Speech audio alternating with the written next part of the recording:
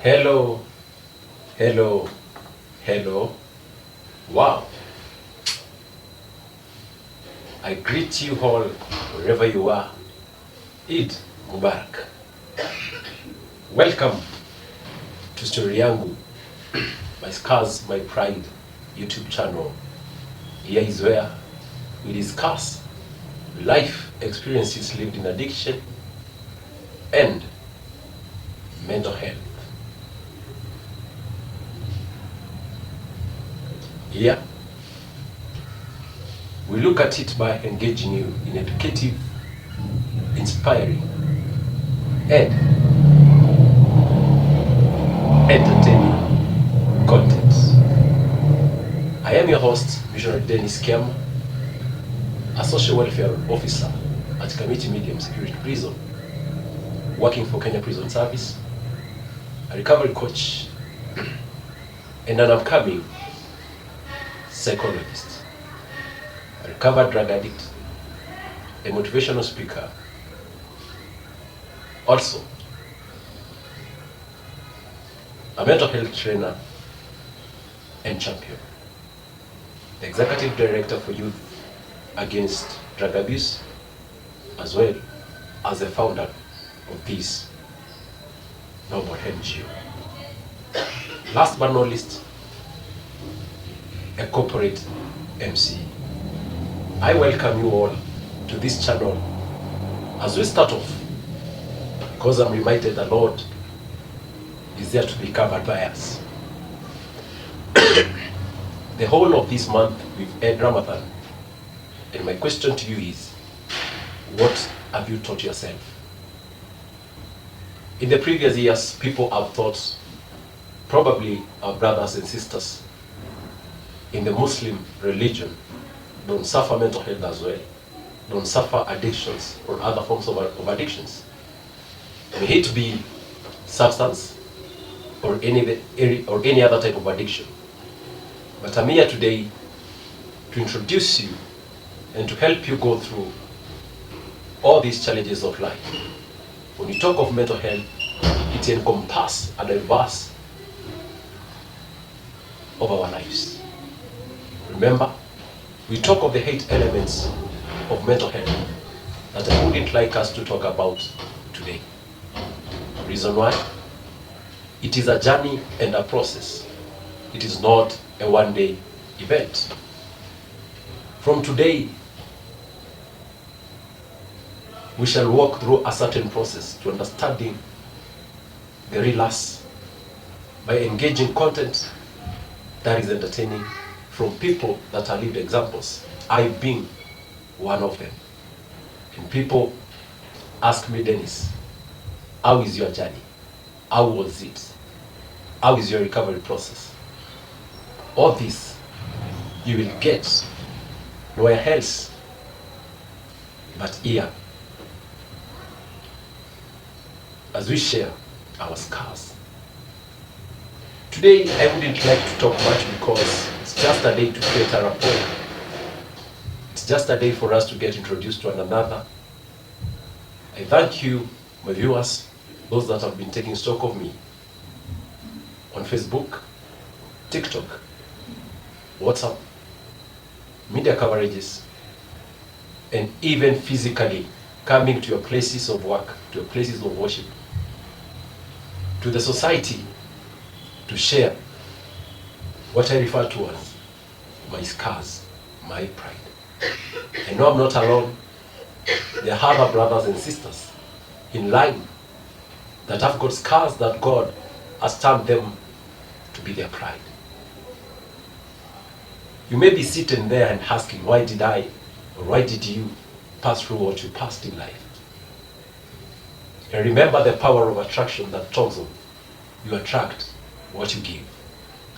So from your story, if you look at it as an inspiration story, as a unique story, rest be assured, you will not see it as a hood in your heart.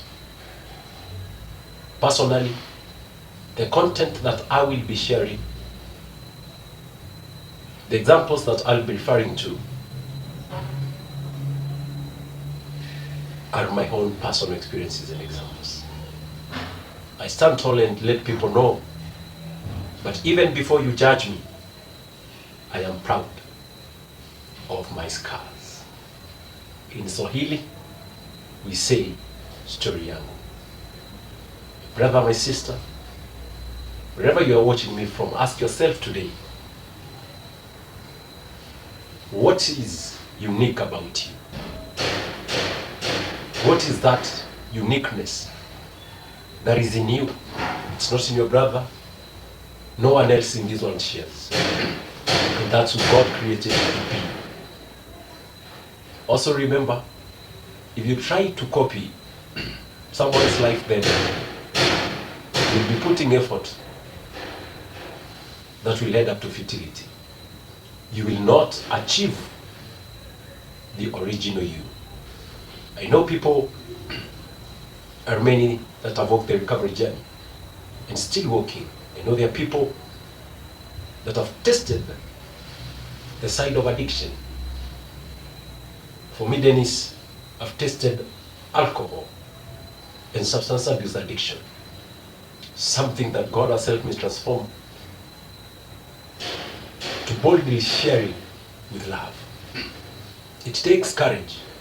It takes grace to do such.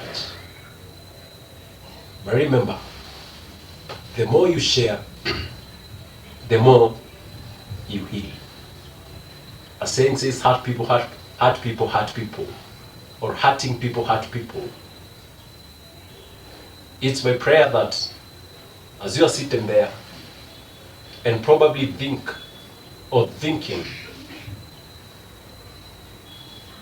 the other side of your story is so hurting, kindly, I pray that grace will rest on you.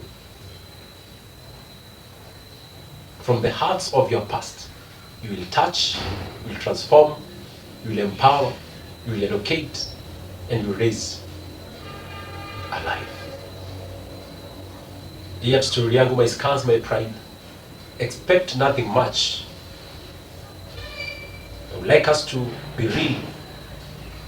Probably there are levels of podcasts, there are levels of interviews, there are qualities, all those things. It is okay. But I've learned to appreciate the real me, the real environment that I'm into, the real content. So don't be surprised when you see me looking at the books, because it's my joy to feed you with something that is concrete. As you can see on my table, I have a lot of learning materials that I'll be using. My laptop is not here, but it's also included as a tool. I ask you just to have a diary. This is my notebook first, and in this notebook a note is written. I have my diary that I scribble anything that comes into my mind. Being a process, ideas come. Being a process, visions come. It's always good to have a writing material with you. I have a resource book that is titled Free from Addictions. I will be reading to you the content that we will be doing this book. We shall read it, you and myself. We internalize it and practice it. And from this book, we will be well equipped to be mental health champions and advocates. Remember, an advocate is someone who carries in his or her bag content.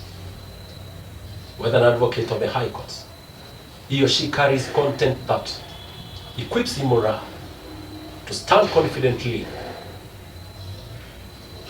and speak on behalf of it. We will be learning skills, we will be learning habits to start, because, for instance, in my case, When I opted to shift from my bad habits of addiction, then I had to create and replace them with good habits.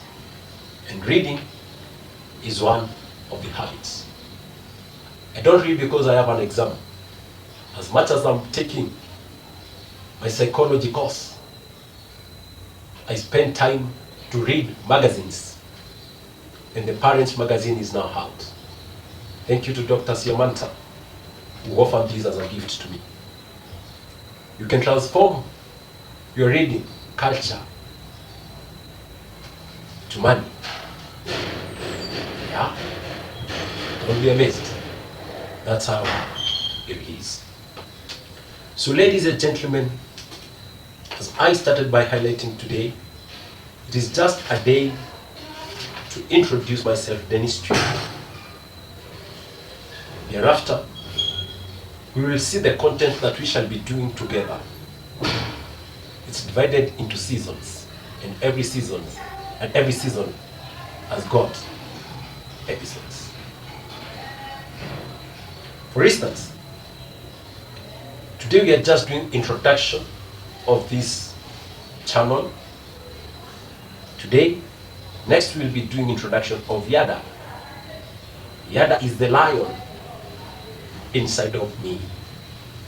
And I know by the time we finish up everything, by the time we come to December, through this channel, through your cooperation, there is an activation of the lion inside you that we shall make roar. My brother, my sister, when I was into addictive behavior, I didn't realize the lion in me. But I know, and I assure you, the lion in you will be activated. We shall be looking at and hearing from myself, Story Yangu, where the title came from, Story Yangu, that gave birth to my scars, my pride, because I realized as much as I share my story from childhood to now, it's a story full of scars. But whenever I stand in podiums, in arenas, and share, I feel relaxed. I feel joy that is not just common, and I feel contented. Then after that, we shall be doing the first season. And the first season, as I grab my diary or my notebook, we shall be doing free from addictions. That is season 1. We shall look at the history of drugs. My ethnicity is a Meru man. I come from Meru County. And most oftenly people ask me, Denis, how do you classify Mira? Oh my goodness, it's tricky. Sometimes it gets hard. It catches me up. Sometimes I don't know what to respond or how to do. Especially when I'm facilitating back in the village. But there is an origin of the so-called herb. We shall know the origin of cocaine. We shall know the origin of heroin, the origin of marijuana, etc., etc. We shall be doing drugs and their classification, including medicinal drugs, caffeine, not excluded. We'll know how they are classified. And it's my wish for you to understand from the beginning. Whatever that is misused, whether medicinal or non-medicinal, turns to be a drug. We shall be doing episode 3, that is in season 1, about free from addictions. Monster of 1,000 faces. A monster of 1,000 faces. Ladies and gentlemen, what people don't understand is drugs give you faces that are not your faces. Sometimes you're tainted names as liars because we lie so that we can acquire the substance of abuse. Sometimes we steal money. I call it stealing because whatever that is not given to you and you have access to illegally, then that's a stolen thing.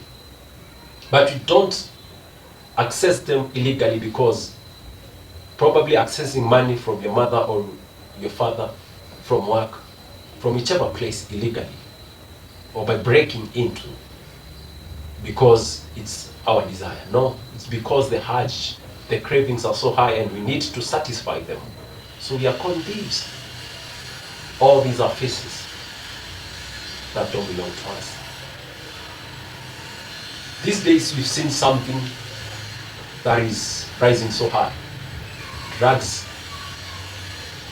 in the campus, that's the university, the TVs, the colleges, especially to the girl child. A girl child today is losing the dignity of being a girl, especially an African girl. Girls are sleeping over with different men just because there is a promise of alcohol somewhere, just because there is a promise of shisha head somewhere. What comes to our mind as men, we give you the name harlots. Honestly, we are not a harlot. When I talk of harlot, I'm talking of being called a prostitute. For you to satisfy the craving at that moment, you sleep along with very many men just because of the urge. All these are faces. Sometimes we are called skyers or malingerers in our places of work, not because we don't work effectively. In fact, most people that have suffered addiction portray the aspects of our genius, but they lose concentration and consistency. Hence, we are charged daily. Personally, Denis, I was charged to a point of getting dismissed from service. All these we shall cover one by one. We talk about the episode 4 that is in season 1, the phenomenon of drug dependence. How does someone depend on a drug? It is not a one-day thing. It starts somewhere, maybe from the experimental stage where Denis started back in high school, back in the year 2011 in Form 3. A very talented young man, someone who wished to be a journalist, someone who wanted to be a very good actor, someone who was entrusted, even without meeting qualifications, to be the school entertainment captain. But out of curiosity and experimental on drugs, I ended up being addicted and suffered a lot. We shall be doing episode 5, worldwide scope of the problem. How does the world look at these drugs? And sometimes this is where I answer the question about Mira. Because yes, probably in Meru, it can be a political resource, it can be an economic resource, probably it's cultural. But we ask ourselves, how is it taken when exported to other counties? Sometimes back we saw a whole Ilax was raised into flames on its way to Lamu. How is that Mira taken or perceived outside our borders? In Tanzania, in Uganda, in Nigeria, in the UK, that was the biggest market for Mira. But today is a no-go zone.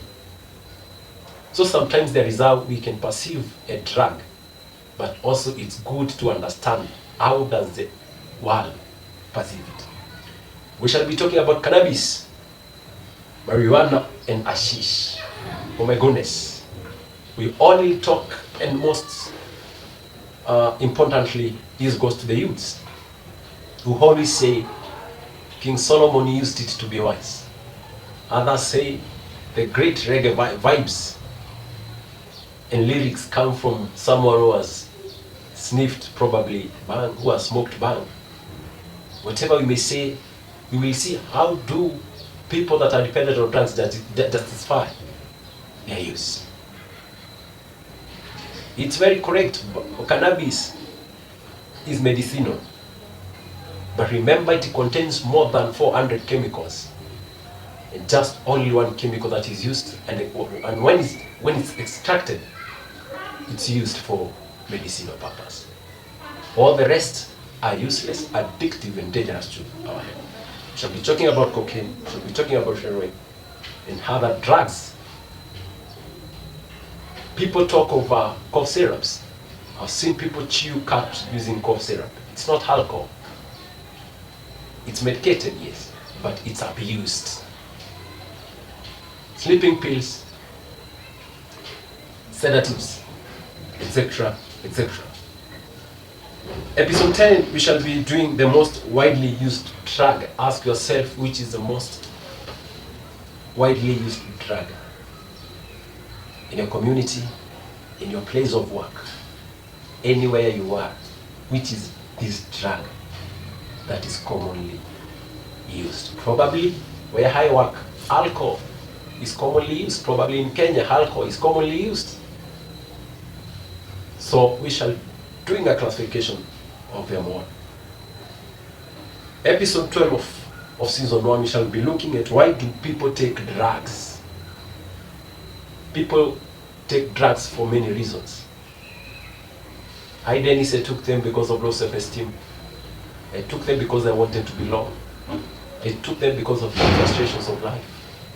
I took them sometimes to forget, only to come or only to be sober the following morning and find the stress is still there. Why do people use drugs? And here we shall define the iceberg theory. When you see a drunkard stagger on his or her way home, we judge he's a drunkard, he's irresponsible, etc., etc. When you see a colleague at work not productively doing his or her work, we judge. But have we ever taken time to sit them down and ask them what could be the problem, or what could be a problem? Some are suffering financial constraints. Some are suffering broken hearts.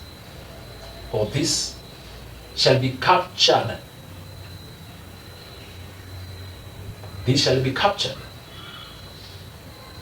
Maybe next Saturday but one, as I will be sharing my story, my scars, my pride. Remember, this will be aired each and every Saturday when you are at the comfort of your house, free from work, free from engagements, so that we can assist each other. It's more of a dialogue.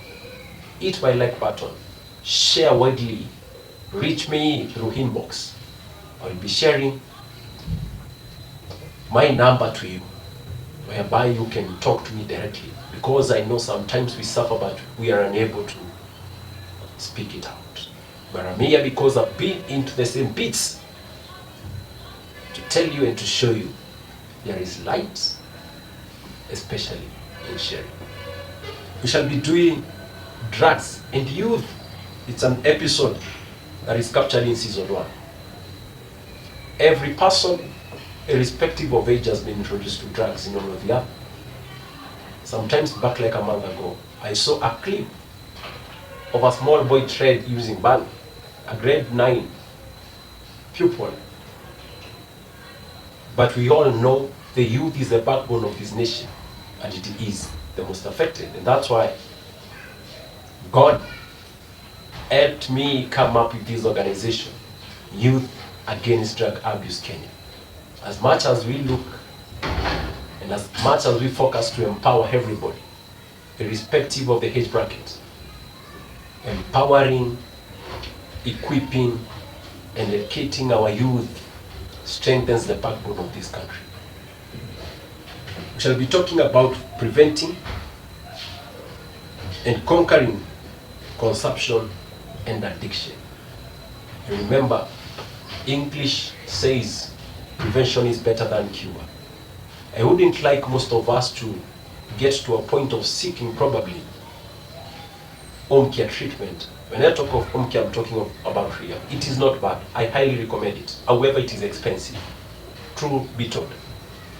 Personally, I couldn't afford the 2 times I was booked for rehabilitation services, 90 days program, if it were not of my job.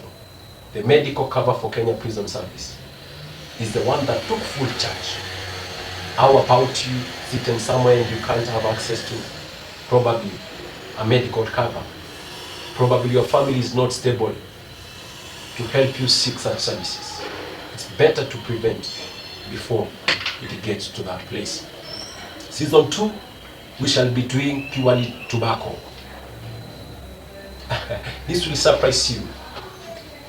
People have always thought Denis started by taking alcohol. No, my first drug of experiment, or to experiment, was tobacco. Tobacco is a drug that has been processed into many forms. We have the Kuba, we have the Kube, we have the Mirage, we have the Ndovu. Name them all. All of them are tobacco, including cigarettes. So we shall do a brief history of this tobacco. Then we shall understand why is it a deadly enemy. Episode 2 of season 2, a deadly enemy. Tobacco is a deadly enemy. You will see how it touches every part of your body, from the air to the top. A global dimension of the phenomenon. How is it perceived globally? We shall do the negative impact on the individual. What is that negative impact of tobacco to you as a person? A tyrant that pants on hairs, bad hairs. It's episode 5. Why do many people smoke? That's episode 6 of season 2. Overcoming the smoking habit. It's a process. People talk of Nicorette. Yes, these are prescription drugs that are taken to lower your heart. Whenever you feel like having a stick of a smoke, you just chew the Nicorette. But they have the forms. That's when you shall be understanding how can you. Actually, it's easier to stop alcohol than to stop tobacco. Freedom in the faces of tobacco. Episode 8 of season 2. What is the freedom are you likely to get once you get off the hook of smoking? Season 3, alcohol. Oh my goodness. This is where the rubber touches the road. I've seen our women on the streets demonstrating, especially in the central region of Kenya. Alcohol has ruined families. Alcohol has terminated contracts. Alcohol has led to dismissals, as Denis was dismissed. Alcohol is a very common drug in the Kenyan industry. We shall know a long-standing habit, episode 1. It's a long-standing habit. How is it embraced culturally? Remember, I'm also a spiritual man. How do we initiate alcohol as an altar in our ceremonies? Is it necessary? Alcoholic is one thing that I say, it's also more of spiritual. Actually, for me to overcome, apart from the psychological approach from the realm, my family aimed to intervene spiritually. Myself, I yet to understand now I'm fighting a certain principality. Alcohol and its effects, there are many: biological, physical, physiological, financial. All these things we shall discuss when we get to this point. We shall be doing episode 3, bottle enemies. Oh my goodness, when you talk of a bottle, how many are we among the bottle enemies? Can we look at it as an enemy that has been bottled? I normally tell people Satan will not come in a form of what we think he is. Actually, he is someone who is so soothing. He comes with right deals, with good gigs. He comes with vibe. Only to understand that he wants to know you. He wants to win you and destroy you and kill you until you be a total person. Oh my goodness. Will we get to this point really? Not at all. We've decided through Story Yangu, my scars, my pride, we shall make confessions, we shall locate one another, all dance in unison, because we believe we should unite for victory and say enough is enough. However much we cannot finish it up on, we shall reduce it to 80%. Widespread consumption, we shall be looking at it. The alcoholic, we shall be looking at it. Why do people drink? Ask yourself, if you're watching me, why do you drink? For me, I drank for so many reasons that I've mentioned, right? I drank to experiment, I drank to feel high, I drank to forget. But the more I drank, the more I was drawn in. Homes, schools, and children, how are they affected by alcohol? And then we shall have an episode of shocking testimonies. We'll have that from Denis' testimony. I will look forward to shocking testimonies. We've got our chefs, pilots, doctors, the nobles of this world. Name them all. Today that have transformed to not only resourceful people, but vessels of God. But from their testimony, we'll see how alcohol brought them to the road.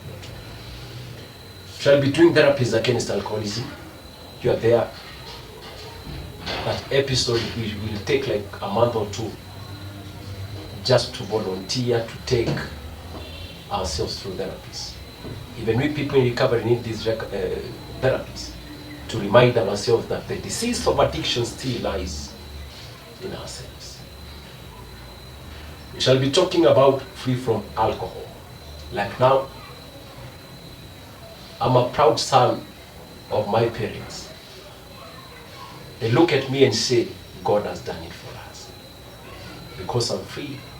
My employer looks at me and says, this is a resourceful guy. And he gets proud of me daily, my directors, my colleagues, because my input is always positive. Unlike those times. Season 4, we shall be doing other addictions. Other addictions. When you talk of other addictions, my dear brother and my dear sister, the ones that are showing up most recently, we have gaming, we have betting. Those are two different things. Pornography and social media. Remember, eating is an addiction as well. We talk of bulimia nervosa, anorexia nervosa, and avoid that. I will disclose everything so that you don't lose taste and urge and appetite for this show.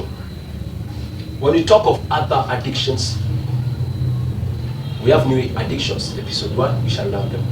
We have compulsive gambling and gaming. Episode 2, sex addiction. I want us to clear the hair now.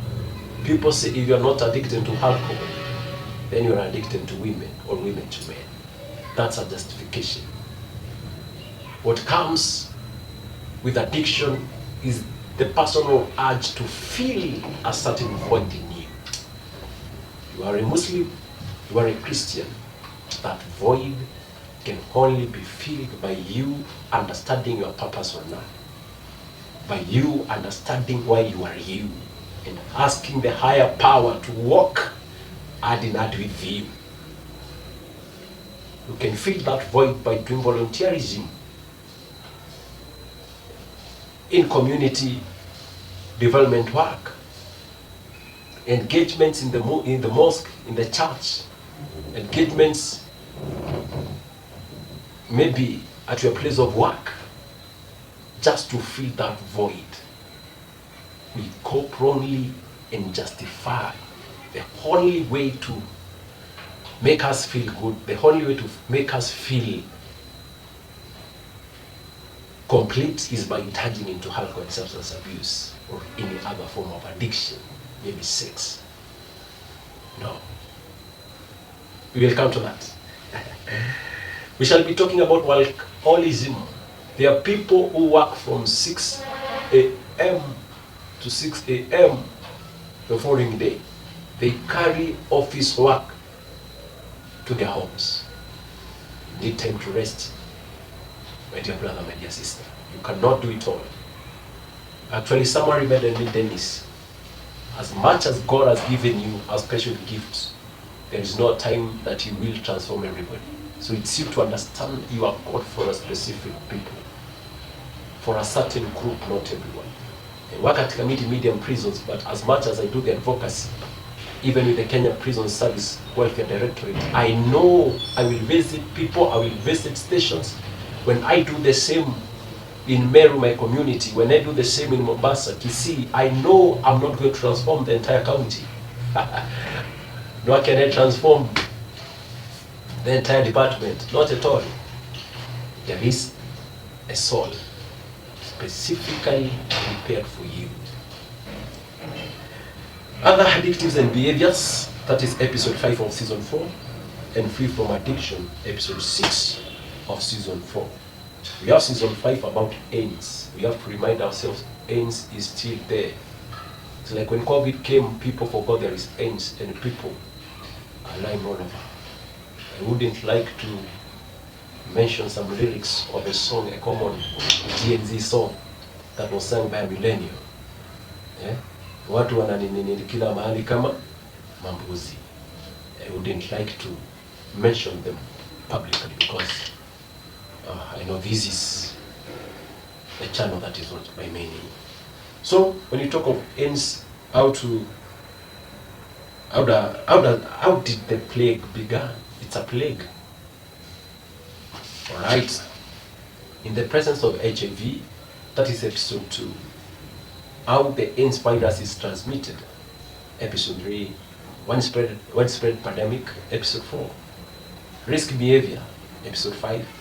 Testimonies of tragedy and victory. There are people that are willing to share their life living with AIDS. Spiritually, I've met people that were positive and today they're negative. Unless you hear from these people, my friend, we will always say it's not possible. But remember, there is nothing that is not possible before God. We shall be doing behavior towards an HIV and AIDS patient at our place of work. I really want to thank the Kenya Prison Service, my place of work.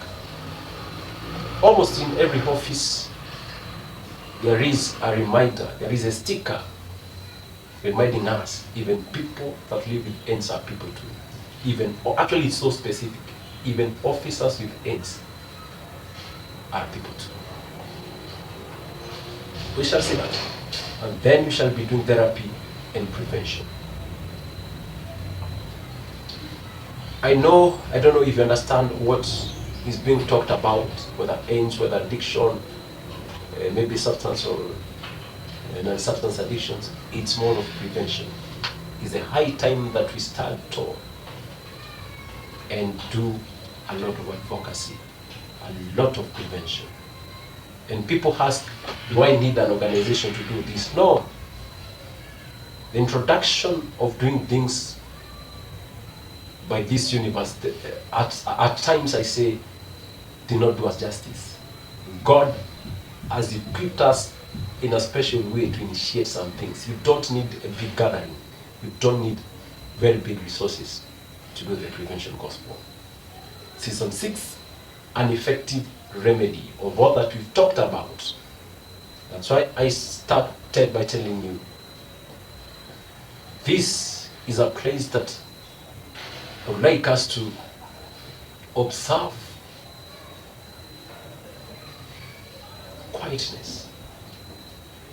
This is a place I would like us to be vocal, living, notable and turned, handling dot by dot, comma by comma, full stop by full stop, word by word, letter by letter, until we understand.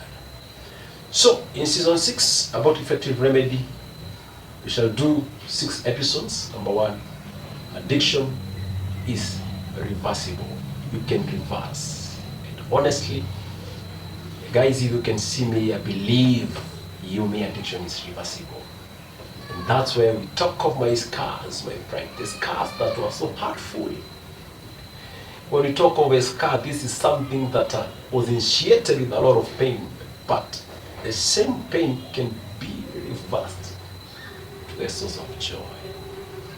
Every time I find gigs to go and speak to people and students, then I walk back home a happy man. Scientific evidence of the value of spirituality. And people ask, let me take time to concentrate here. People say when guys are taken to rehabs, these people are madmen. That's not the case. Am I a madman? I was taken to a rehab understanding myself fully, but there was some level of insanity in myself. People that are not introduced to this matter, people that have not shown interest to learn more about mental health and addictions, sometimes could suffer a level of anxiety. You think here people are taken as mad people. To anchor this episode, which is episode 2 of season 6, scientific evidence of the value of spirituality. When you read through the 12 steps that are taught internationally or globally, from step 1 to step 12, there is nowhere you read this is alcohol. There is nowhere you read this is a spirit, this is beer, this is gin, this is changa. No. You are helped to understand yourself better by letting off your will and allowing the will of God and purpose for your life to align. It's purely spiritual. Whether you're a Muslim, whether you are a Christian, alone. Then we shall be doing scientific evidence of the power of prayer. The scientific evidence of the power of prayer. Remember the book that I just showed you, Free from Addictions, in the faces of drug aims and other enemies of society. This is an international manuscript that has been proven and that has been tested and proven. It's of great help to the society. So, hata ukiswali, una swali unajiuliza, do I pray for people that are suffering in addiction and other forms of addiction? Then we shall be looking at it. The events line, the power of Christianity, the power of service. We talk of the power of Christianity because we want to be professional and leave no one behind. We shall accommodate even our Muslim brothers and ask someone who is well equipped, maybe to teach them as well the power of the religion. And then we have the power of service, which is episode 6 and the last of season 6. The power of service. People at times we meet and remind me, Denis, you're the CEO, Denis, you're the founder, Denis, you're Askari. Those are titles. But the initial plan of God was for me to serve as a community worker, as a psychologist, as a social welfare officer, and as a living example. So kindly don't be so much amazed when I come to your place, when I come to your gig, when I come to your event or an occasion and you offer me probably a certain protocol and we step aside. No, don't be sure. I am a servant just as you. Why am I taking this time to walk through the process? I want to serve by sharing the knowledge that I've acquired with you. Season 7, we will have videos, DVDs about free from tobacco and alcohol and other forms of addiction. That having been said, hit my like button and let's chat. My WhatsApp number is 0728753873. 0728753873. My Facebook, Denis Mwiti Kiama. I would like us to walk the journey and the process together. So that Denis, who is today, was just a day of introduction. Every Saturday at 12 noon, we shall be releasing our content. We'll try and make it as entertaining as possible. But remember, it's more of an educating content. Until next time, see you. But remember to choose life. Remember, healed minds change lives. Remember, let's unite for victory. Remember to impact life one by one. Remember to serve justice for all. This is where the mantra of the profession comes in. Rehabilitation and justice. Kurekebisha na haki. Mpe haki. Let's serve justice to people that are into all this that we talk about. And lastly but not least, utumishi kwa wote. Don't divide people, serve the community. Serve everyone. Service to everybody. Until next time, see you. I am your host, Missionary Denis Mwiti, the Dean of Kamiti. Bye bye.